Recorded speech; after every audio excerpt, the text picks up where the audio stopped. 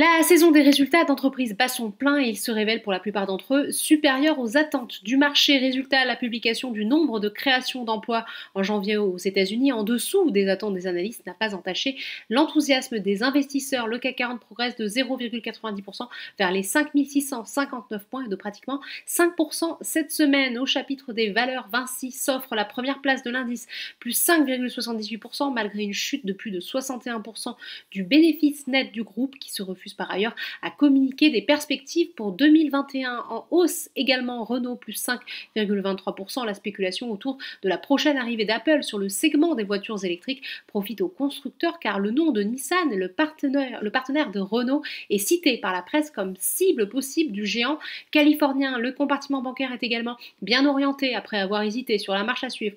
En début de séance, BNP Paribas gagne 2,61% grâce à un bénéfice net moins dégradé que prévu. Des résultats qui font monter Société Générale de plus de 3%, Crédit Agricole de 1,82%. À la hausse aussi, Sanofi plus 1,50%.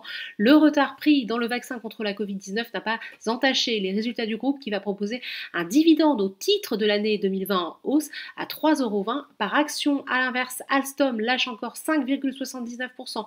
Lanterne rouge de l'indice, le groupe a annoncé hier soir qu'il retirait l'offre de Bombardier dont il vient de prendre le contrôle pour fournir les nouvelles rames de la ligne B du RER francilien. Unibail-Rodamco-Westfield continue de chuter, moins 1,72% sur le SBF 120, reprise de cotation difficile en début de matinée pour Valorec, puis décollage du titre, plus 4,71%.